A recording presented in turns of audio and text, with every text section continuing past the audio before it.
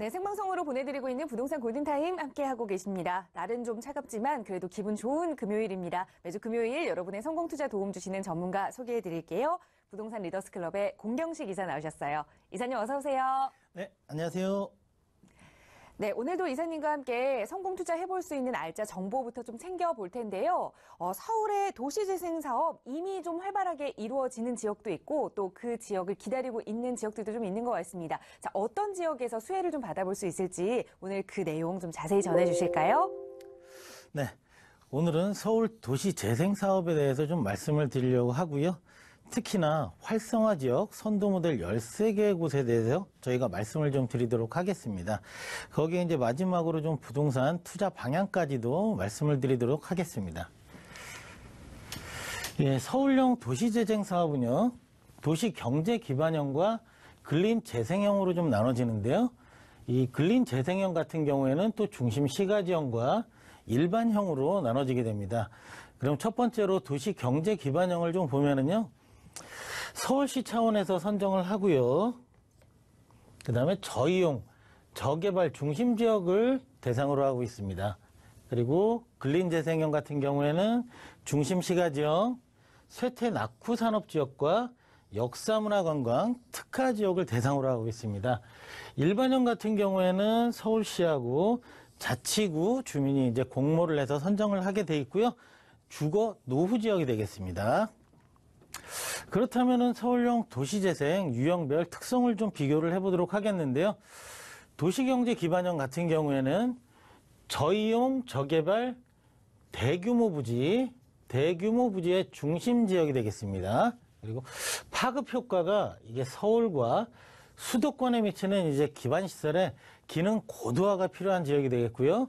저이용의 대규모 부지, 이 대규모 부지 성장 동력 잠재적 가치가 보유된 지역이 되겠습니다. 그래서 사업적인 특성을 보면은요, 공공이 먼저 선투자를 하고요, 행정적이나 제도적으로 이렇게 민간 투자를 유도를 하게 됩니다. 그래서 민간 합동으로 해서 경제 거점을 형성하게 되고요, 서울시 전체의 파급 효과가 나타나게 되어 있습니다. 근린재생형 중심 시가지형을 이제 좀 알아보겠는데요. 근린재생형 중심 시가지형 같은 경우에는요, 과거 발달했던 지역이 쇠퇴하고 낙후산업, 상업지역이 되겠고요. 역사문화자원 특화지역이 되겠습니다. 대상지 특성으로는요, 과거의 산업과 상업, 역사, 문화기능 중심으로 성장을 했다가요, 활력 저하 지역이 되겠고요.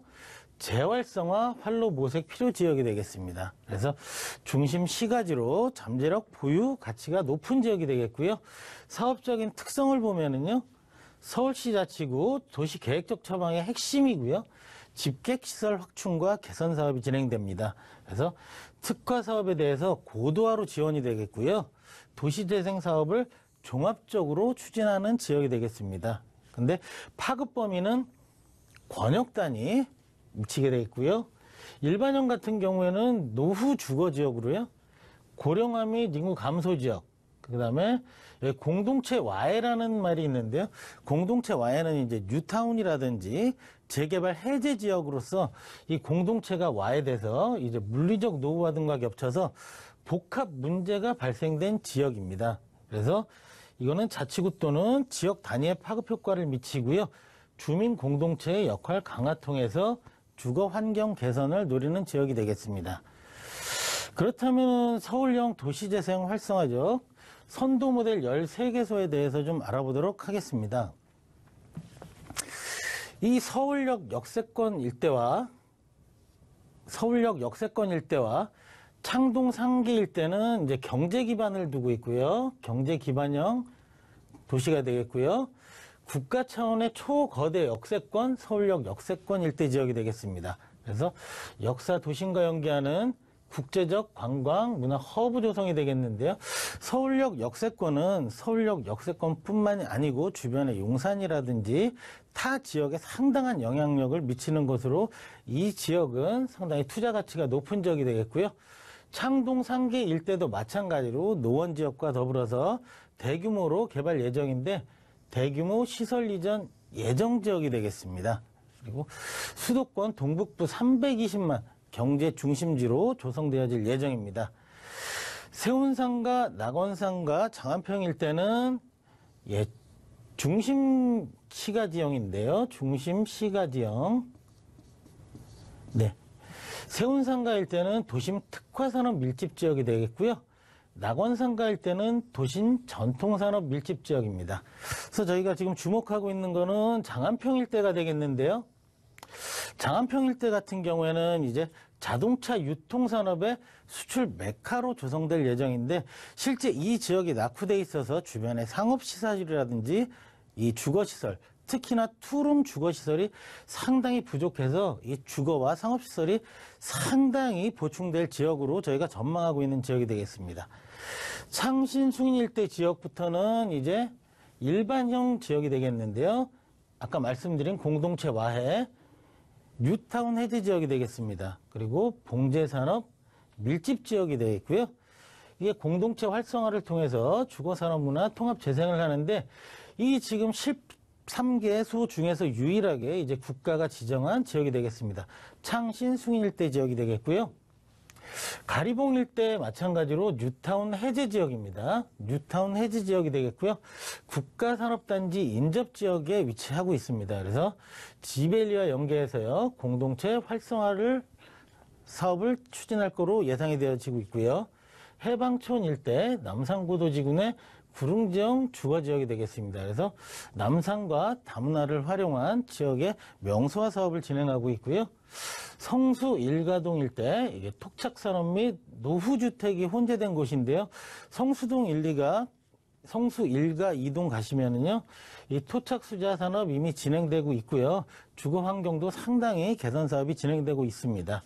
신촌동 일대는 청년 문화지원 활용한 지역 경제 사업이 진행되고 있고요. 암사일동은 역사문화자원, 장애동 일대 마찬가지로 제촉지구 내 뉴타운 해제 지역이 되겠습니다. 그래서 공동체 회복과 친환경 주거환경 개선 사업을 진행하고 있고요. 마지막으로 상도사동 일대는 복합적 세대 전형적인 저주거층이라야 이 사회적 약자를 배려하는 주민 주도의 통합 재생을 실현할 지역으로 지금 사업이 진행되고 있습니다. 이것으로 지금 서울형 도시재생 활성화 지역 선도 모델 13개소에 대해서 좀 알아봤는데요. 이 지역의 투자 방향에 대해서 간단하게 좀 정리를 해드리도록 하겠습니다. 이 지역 같은 경우에는 전문가의 수지 분석이 상당히 필요합니다. 그리고 각 도시재생 사업 유형별 특징을 감안하여서 투자하셔야 되고요. 아까 도시경제 기반형 서울역이나 창동 역세권 같은 경우에는 도시경제 이 권역뿐만 아니고 배후 지역도 상당히 투자 가치가 지역별로 높은 곳이 있기 때문에 살펴보셔야 될 지역이 되겠고요. 근린재생형 중심 시가지형, 특히나 장안평 같은 경우에는 노후된 상업시설이 있기 때문에 신축 상업시설과 역세권, 소형 투룸 주거시설 투자하신다면 상당히 전망이 우수할 것으로 기대가 되어지고 있습니다. 이상으로 서울시 도시재생 활성화 지역 선도모델 13개소 지역에 대해서 말씀드렸습니다.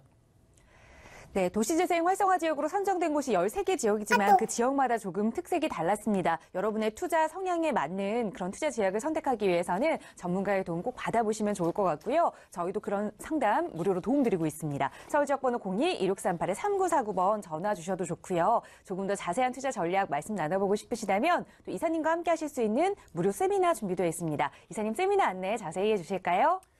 네. 저희 그 재테크 무료 세미나는 매주 금요일 오후, 이번 주부터는 오후 1시에 진행이 됩니다. 그래서 착오 없으시길 바라고요. 오후 1시입니다. 그래서 이번 주 주제는 9.13, 9.1 대책 이후에 부동산 전망에 대해서 좀 말씀을 드리고요. 특히 적은 돈으로 부동산 투자에 관심이 많으신 분들이 많은데 이 부분에 대해서 저희가 소액 투자가 가능한 매물도 좀 추천을 해드리고요. 저희 세미나에 신규로 참석하시는 분들은 세미나 종료 후에 이정찬 대표분과 다른 전문가 분들이 저희가 무료로 1대1 상담을 진행하고 있으니까 지금 많이 신청해 주십시오.